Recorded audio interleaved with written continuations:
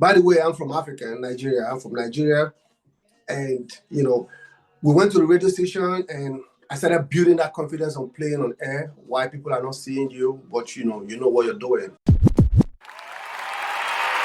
Welcome to another episode of We Create the Vibes podcast, where we go find some of the dopest DJs out there creating vibes everywhere they go.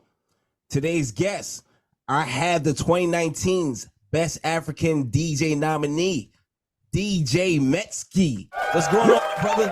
How's everything, man? How you feeling? I'm okay, and you? How's it going out there?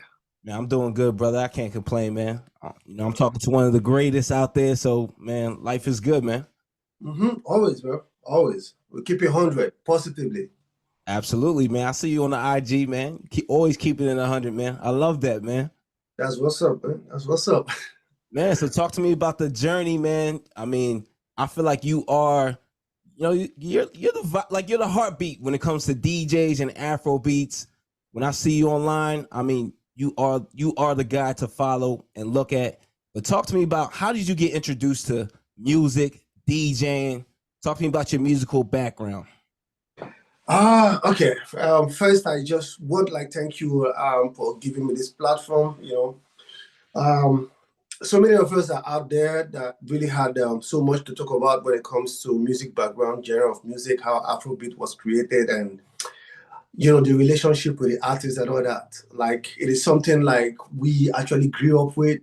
I grew up around so many of the A-list hip hop artists, and even with some of the A-list Afrobeat artists, sorry about that, and some of the hip hop artists too. So back in the days, I've been DJing for about 23 years now. I started DJing when I was about 14, 15 years. Wow, okay. Yeah, I used to go to a studio where I was noticed and being seen as a church rat. That's what we call it back then. Okay. Yeah. So we call it church rat. So in the studio, we call it studio rat. Studio rat is like you run errands for most intern. Exactly, like everybody in the studio. So I was doing my thing. I like being very, very creative. I know what creativity is when I see it. I know how it sounds like. And digging into it, I started linking up with some good DJs. I mean, back then, when vinyls are still involved. Yeah, there was nothing like laptop. There was nothing like everything about digital. That's it. That's it. Yes, my brother. Yeah. So everything was still back in the oldies. So when you go to gigs, you have an elephant bag of records to make sure you stack them in a way where you can go and play your gig. So I remember my first ever gig was a carnival. Okay. Where I was in a hot seat. And, I couldn't even flip music. To me, it was like a baptism of fire, because everybody heard that I was DJing, and they wanted to see what this little boy can come up with. I was little. I was very, very little, and I remember the song I played then was Jamboree by Naughty by Nature. So instead of me playing where the vocals are, I flipped through where the instrumentals is, and I played it. Okay. And today it sounded like something different. So these songs have instrumental. So that was where I started, and I was sweating. It was outside. It wasn't hot. It was a December period where it was winter period, but I was sweating because I was just trying to get clips of people so that they can encourage me and like what I was doing. So then I make music in my studio. I don't know if you can see, this is my studio where I play the keys. Okay. Yeah, so I'm all around music. I play the keys, I play drums, I play bass guitar. Though drums is kind of like my major. So that took me into, looking for somebody who can help me build my creativity in DJing.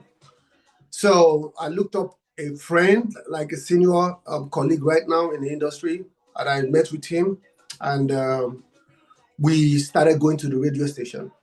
Yeah. And he took me to the radio station, one of the biggest radio stations in Nigeria. By the way, I'm from Africa and Nigeria. I'm from Nigeria. And, we went to the radio station and I started building that confidence on playing on air, why people are not seeing you, but you know what you're doing. So this was about like 2008, 2009. And, with that, he was a little bit famous. He was known in the industry. So all this time, I'm telling you, there was no Wizkid, there was no Davido, there was nobody. It was just the OGs, like Two-Face and the rest of them. Okay. I don't even know if just I don't even know if just very early beginnings. Okay. Very early. So we started doing our thing, and all of a sudden there was a club in Lagos. It was called the Coco Lounge in Lagos. So this club was owned by some guys, but what they did was to bring, I don't know if you heard about the band. Yes, the band, yes, man. Yeah. My woman, come on. Exactly. That's it. Everything. Come on, man. I'm Nigerian too, Igbo. Okay. So what they did was to invite the band to be partly owner of the club, Coco Lounge. Okay. This was about 2008-9, thereabout. So I was the resident DJ. I was the official DJ of the club. So then the journey started. Coco Lounge back in the days was like the RCA Records owners. It was like the it was one of the, like, say it's one of the biggest club, like a record label, one of the biggest record labels. Those who were involved are like the more hits back then. The more hits were like Don Jazzy, Wandeko, The Bench, Ikechuku, and all and all and all. So everybody wanted to link up with the Mohit because the Mohit were the first set of Nigerian artists who got involved into crossing into America. The band, to me, the band was the first Nigerian artist who had a remix with Snoop Dogg. So because of that, everybody felt like, oh, wow, man, if we need to get to these guys, it could be like a plus for us to, get noticed in the industry. Now, in every club, DJ is very, very important. In every life of an artist, DJ is also important. So they felt like, okay, since we know the club and we have to get to the club, why don't we get through the DJ? Let's hook up with the DJ. Let's make him play our music so that the band or Don Jazzy or the club owners can, hear it and they can, give us maybe like a contract or give us like a record label or even give us like a collaboration, something like that. So then everybody was coming to me, and trust me, there was a lot of artists gone already that we didn't even know. They were the forefathers of Afrobeat. Can you give me can you name me some of them artists? Okay, maybe like let me see, like Two-Face. Okay, yeah, of course. Face alone, like let me look for another person close. Ice Prince, you know Ice Prince? Yes, Ice Prince, yep. Okay. Let me look for somebody who is close again. Kiss Daniel or no Kiss Daniel. There was no Kiss Daniel then. There was not even then. Okay. There was I'm trying to remember the name of this dude. No. Yeah. So there was a bunch of them. There were so many of them. I can't even remember their names right now. But they were the people who engineered Afrobeat. Okay. After the fact that people like Fela, people like King Sunny Ade, people like Pasuma Wonder, they already knew Afrobeat, but they call it Afro Juju. They don't call it Afrobeat. They call it Afro Juju. So Afro Juju is basically like the traditional pattern of Afrobeat. Okay. So they were those ones were the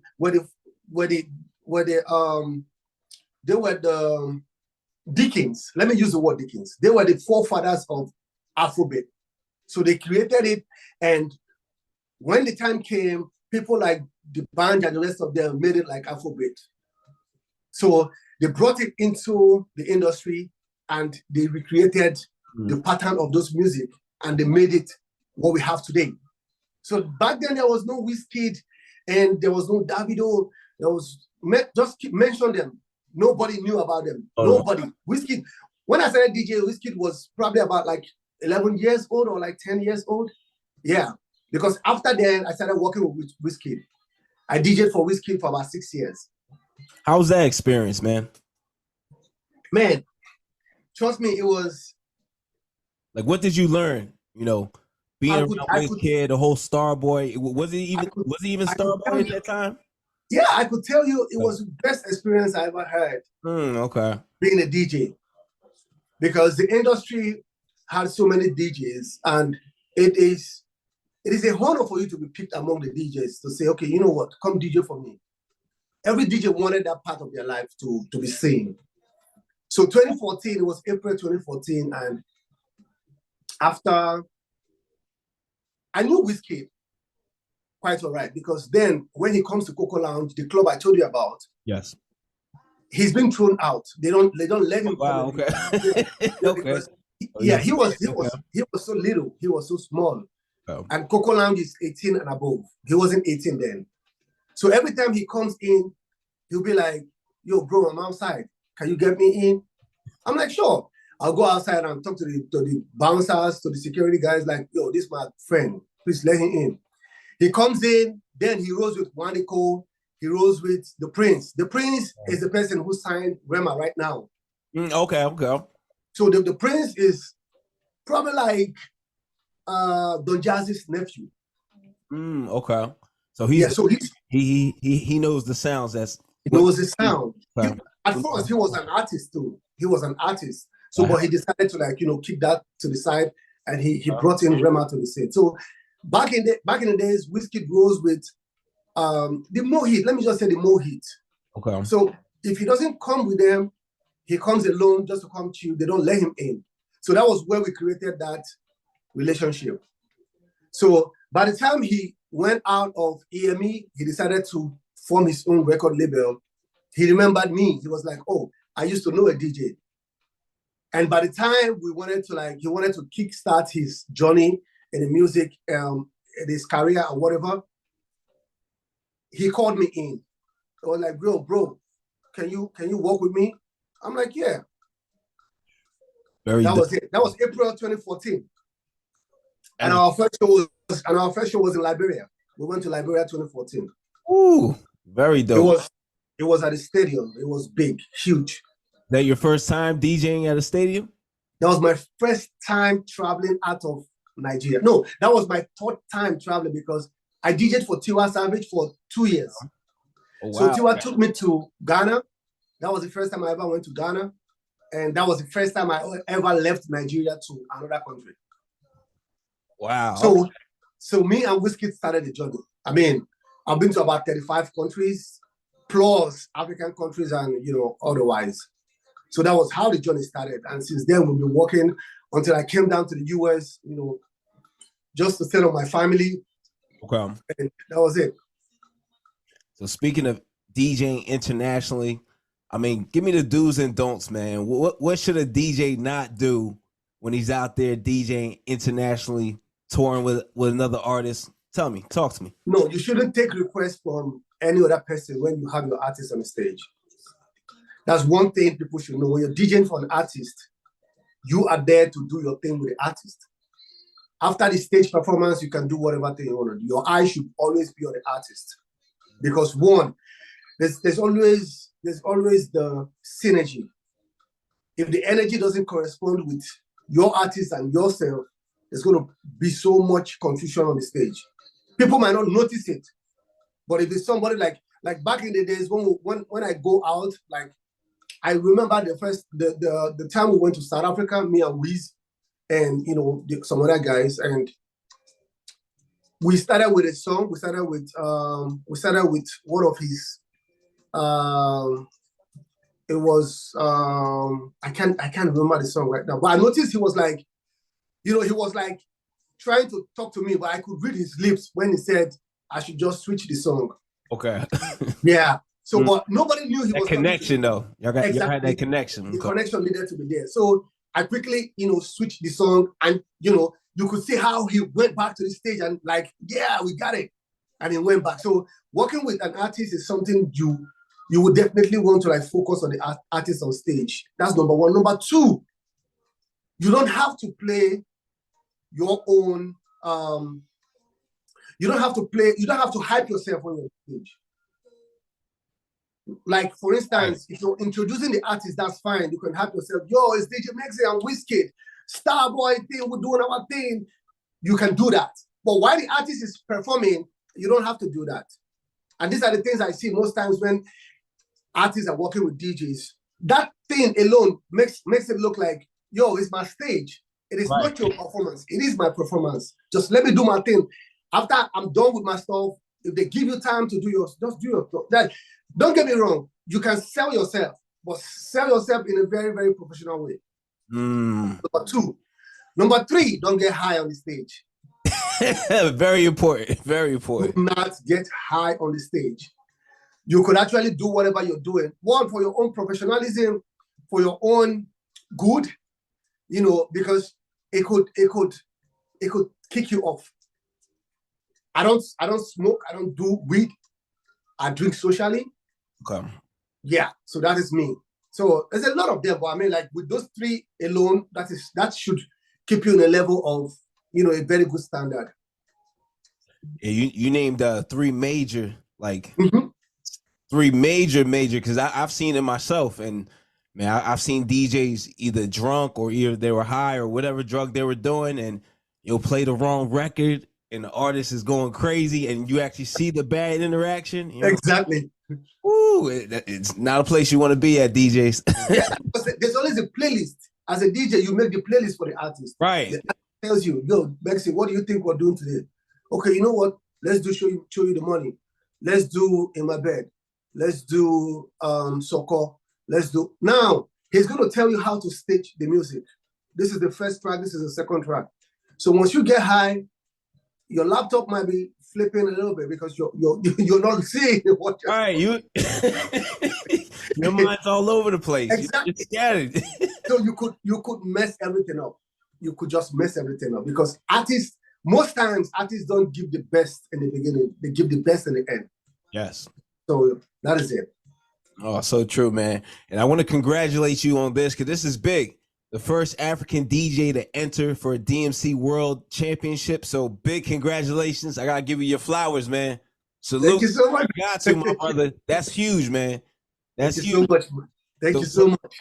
You're welcome, man. So talk to me, man. How do you prepare for, a world championship, a DMC World Championship at that? What do your DJ sets look like, man? How's the practice?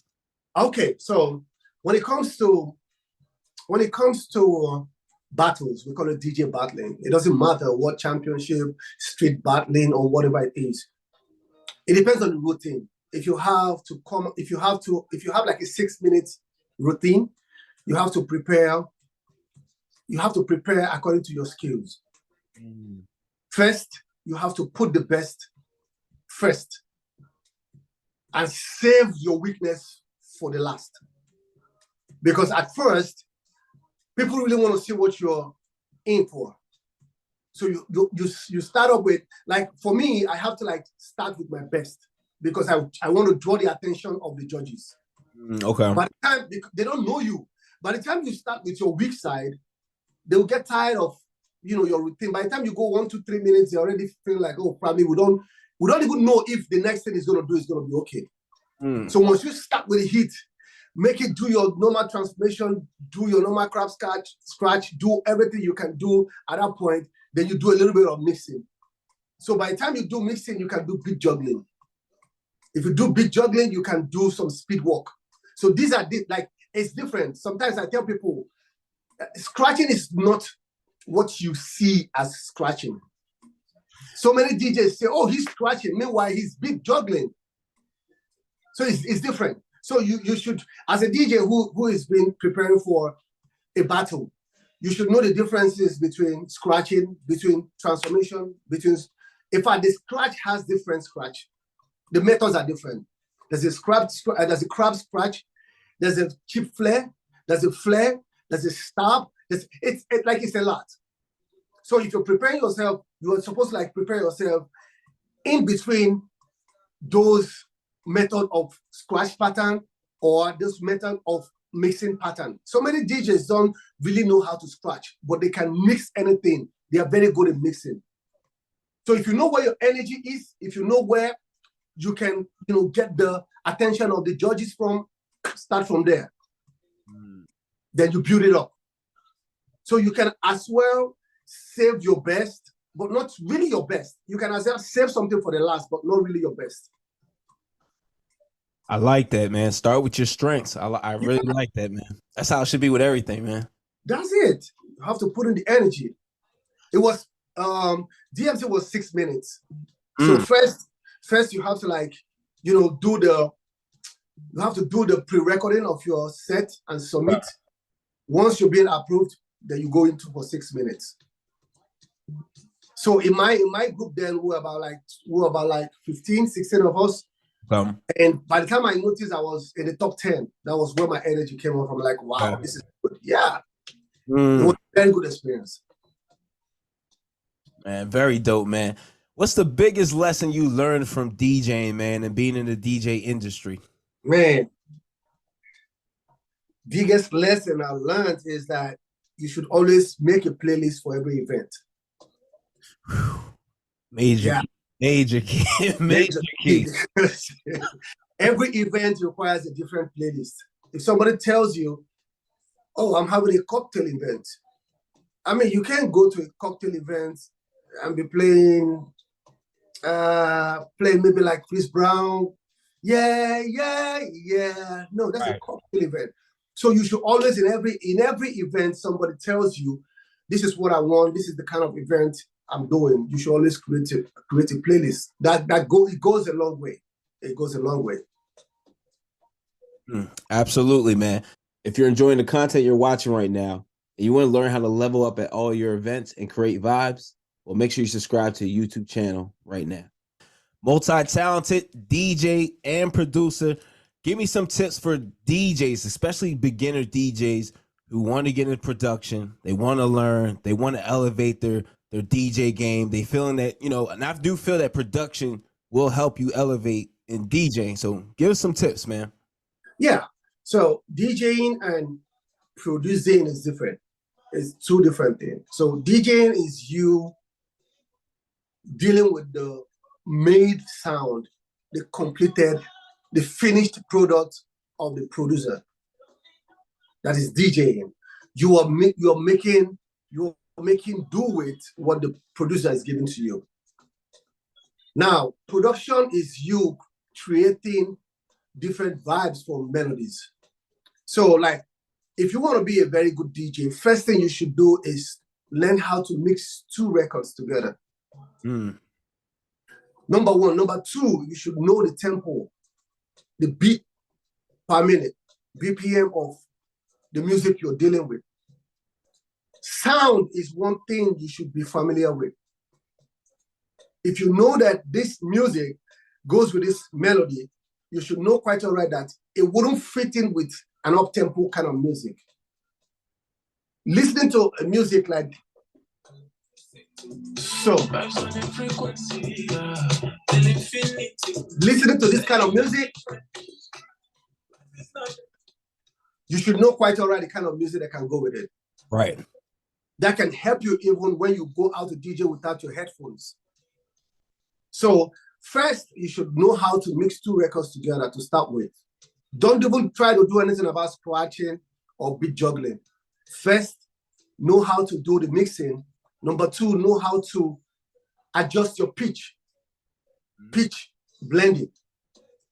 Very, very key. Then with those two, every other thing will fall in place. The same thing with production. As somebody who wants to start producing, first of all, you should know reading.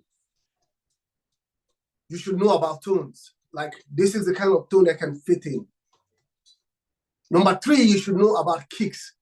This beat I'm trying to make, I don't want the kick to be too heavy. I want it too light. I don't want it to be too harsh. I want it so your ear is working for you as a producer. Mm.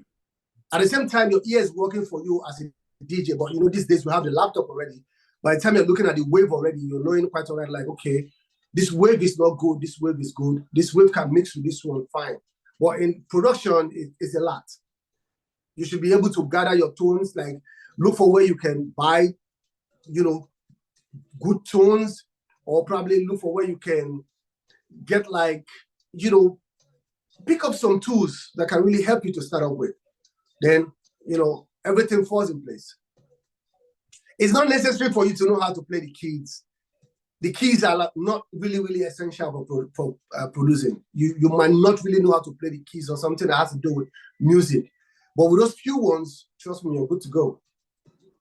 Love what you said, man. And big takeaway. You said DJs, man, DJs should know, they should know about sound, man. And that's important. But how come so many DJs don't? Like, you'll see DJs, you know, they'll be riding the music up in the red, it's distorted. I'm like, what are you doing? Like, I mean, it's There's like so many of them out there. So many of them out there. And that's like, I feel like that's so important. I mean, even as far as like speaker placement and making sure that your speakers are spread apart so that when you're on that wireless microphone, you're not getting the ridiculous feedback. Right. You should know when your volume is picking up on red. You should know when, yeah, so those things are very essential. You should know those things as a DJ. You should know how to adjust your sound so that by the time you are giving to the final consumers, you know, they don't see it as noise. They don't hear noise. They hear the music. Absolutely, man. So, man, congratulations on your YouTube, man. Man, over 1,000 subs. Very huge. I love it. I love to see DJs out there strive, not just you know, DJing on sites, but also killing it online with the social media presence. I love it, man. Thank you so much, bro. Thank you so much, man. Man, so tell me, how does a DJ run a successful YouTube channel? Like, what are some of your strategies? Like, what should a DJ be doing that you're doing on YouTube? Okay, so I started YouTube. I started creating my mix and submitting to YouTube in 2017. Okay. So by that time, when I put my music on YouTube, there's so much claims on it. Okay. Claims, there's so much strikes on it, and you know, YouTube will ask me to take it down. So I noticed that it takes so much hard work, because so many music are being owned by record labels. And if you don't have the approval from record labels to put your music on YouTube, you might not have it good with YouTube. But there are so many music out there who, there's so many artists out there who just put their music on YouTube that, you know, they don't have record labels, but they just want to be heard. So those are the kind of music I started up with. I started searching for those music. I started putting it together. I started with like 15, 20. I put it on YouTube. There's no strike. I said, okay, fine, this works. So I take it down. I put up another 15 or 20. There's no strike on it. So I merge the two together. It becomes about like 30 music that goes about like 1 hour. Then I submit it. Then I had no strike. Then you should always get the link and push your link by yourself. Nobody's going to do it for you. Nobody had that time to, like, you know, be pushing it, except probably you have so much huge fans, you know, that they can help you push. By the time you submit your music to YouTube, get the link, send it to your friends, tell it to your folks, tell it to your family, like, yo, give it out, give it a push. That way people can, you know, go to like watch, play it on YouTube. Then you start building up your watch hours. That's the only way you can build up your watch hour. So by the time you do that, you can, you know, get close to like 1,000 subscribers. When you get like 1,000 subscribers, then YouTube can give you the first tick. The second tick is like you have no claim on it. There's no strike on it. The third tick is there's no community, whatever. You were good with, you know, putting your music out without no foul language, without no curse words and it. Then the fourth one is the big one, which is the 4,000 watch hour. By the time you get your 4,000 watch hour, then you can monetize your music on YouTube and start making money. Man, nice, man. I mean, you laid it out for us, man. So you gotta Sure. tell me, man. Give me some facts, some unknown facts about Afro beats. You know, some facts that some people may not know. Like, Okay, so um, I don't think people really know that Afrobeat was really originated from Ghana. mm, I I didn't even know that. I'm like, okay. Yeah, so Ghanaians were the first people they were the first set of um, country who we had Afrobeat from. So this is Nigerians for you. Nigeria will definitely take anything from you and make it theirs. But when we come out, we'll do it better. That is the same. That's the point. So we took Afrobeat and we made it to become what it is today. And again, there's a lot fact about Afrobeat. It is not just by the sound. It's by the how do I put it now? The instrumentation. You can't tell me you're doing Afrobeat and your Afrobeat is sounding like a hip hop. Yeah. You have to make it like, Afrobeat has that kind of like Afrobeat vibes on it. The sound. Yes. All right. DJ Mexi, are you ready to play a game called This or That? Sure, bring it on. Bring it on. All right, man. It's very simple. I'm gonna give you two options. It's either this or it's either that. All right. Okay. All right, let's get it. DJ for WizKid or DJ for T.Y. Savage? DJ for WizKid. Okay. DJing or producing?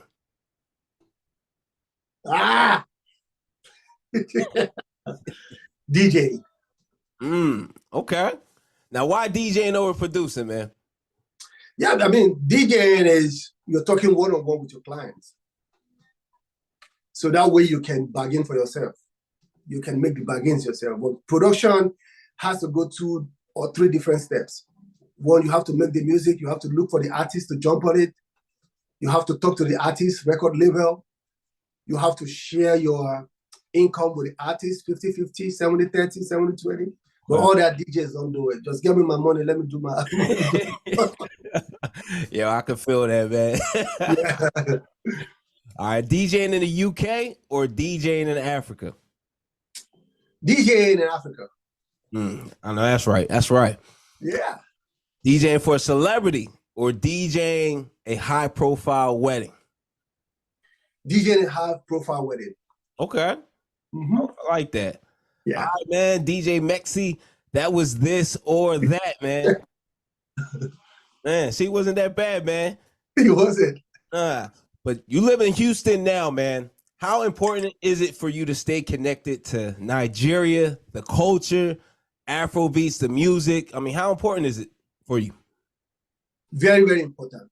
And I will have to give a big shout out to my fans who followed me all the way from Africa, stayed with me on my social media, my Instagram, my Facebook, my Twitter.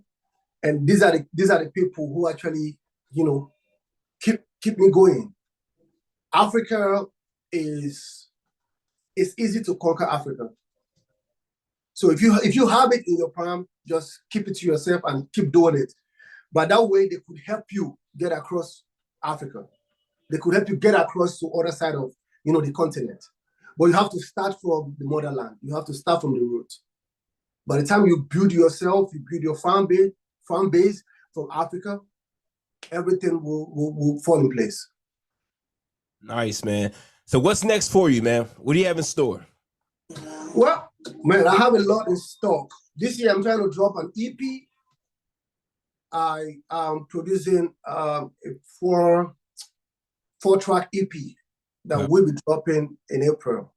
And I'm really working so hard. YouTube just gave me an opportunity to make some money.